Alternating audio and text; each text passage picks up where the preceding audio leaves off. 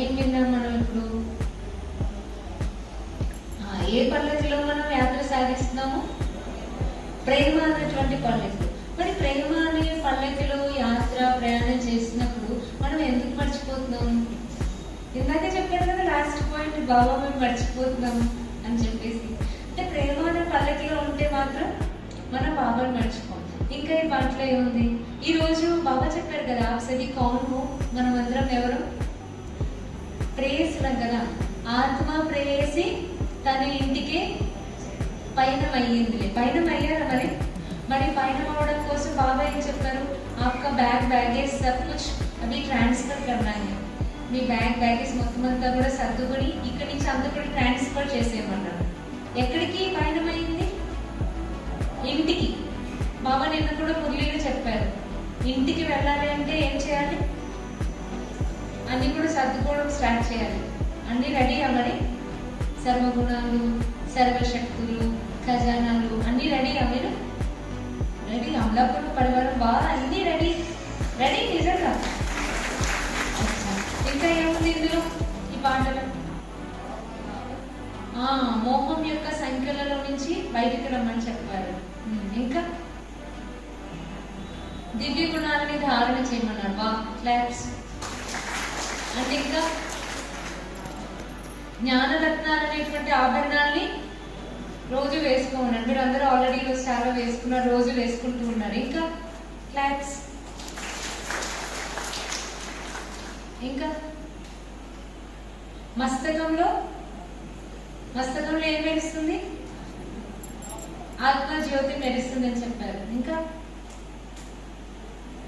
Mostly అన్ని points cover చేశారు. ఒకసారి విందాం.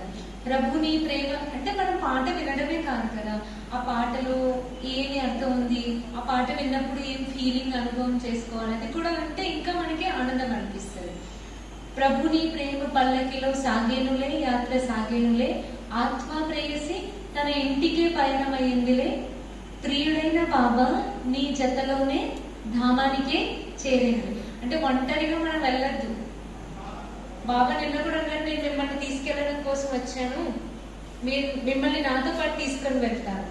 అయితే తీసుకొని వెళ్ళాలంటే దేహముని మరచి ఒక మధ్యలో ఒక బాబా ఒక ఫార్ములా చెప్తారు. మీరు ఇంటికి వెళ్ళాలంటే దేహాన్ని మర్చిపోవాలి, అప్పుడే మీరు ఇంటికి వెళ్ళగలుగుతారు. దేహాన్ని మరచి లోకాన్ని వీడి పరమాత్మతో యాత్ర. భవబంధాలకి అతీతమై అక్కడ అంటే ఇక్కడ ఉండేటువంటి దుఃఖము, అశాంతి, అలాగే ఇక్కడ ఉండేటువంటి కొన్ని బాధ్యతలు, ఇవన్నీ కూడా వీటన్నిటికీ అతీతమై మోహపు సంఖ్యలన్నీ కూడా తెంచుకొని ప్రలోభాలకి దూరమై, వీటన్నిటికి దూరం అయితే మనం అనుకున్నటువంటి కళల్ని మనం సాకారం చేసుకోగలుగుతాం అన్నమాట.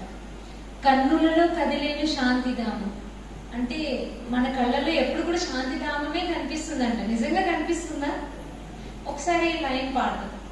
కన్నులలో కదిలేను శాంతిధామం, కన్నులలో కదిలేను శాంతి ధామం. మదిలో బాబా నీ ధ్యాసతో మనం మర్చిపోయాలి. అంటే బాబా యొక్క ధ్యాసతో ఉంటే మనం ఇంకా అన్ని ఈ ప్రపంచాలన్నీ కూడా మనం మర్చిపోతాం. నెక్స్ట్ మీరు చెప్పిన పాయింట్స్ జ్ఞానరత్నాలు, ఆభరణాలే ప్రేమానురాగాలే వరములే. అంటే లౌకికంలో దేహదారి ప్రేమ వేరు, బాబా చూపించేటువంటి ప్రేమ ఒక వరదానం అన్నట్లు. అనురాగం, వారు చూపించేటువంటి అనురాగం ఒక వరదానం. మస్తకాన మెరిసే దివ్య గుణాలే, నయనాలే వెదజల్లే కాంతులే, పరమ పావనమై బాబా వెంటే సాగుంది. చూడండి, బాబా వెంట వెళ్ళాలంటే ముందు ఒక పదం ఉంది, పరమ పావనం అయిపోయిన తర్వాతనే మనం బాబా వెంట వెళ్ళగలుగుతాం. ఈ పాయింట్ మనం గుర్తుపెట్టుకుందాం. ఓకే, చాలా మంచిగా చెప్పారు.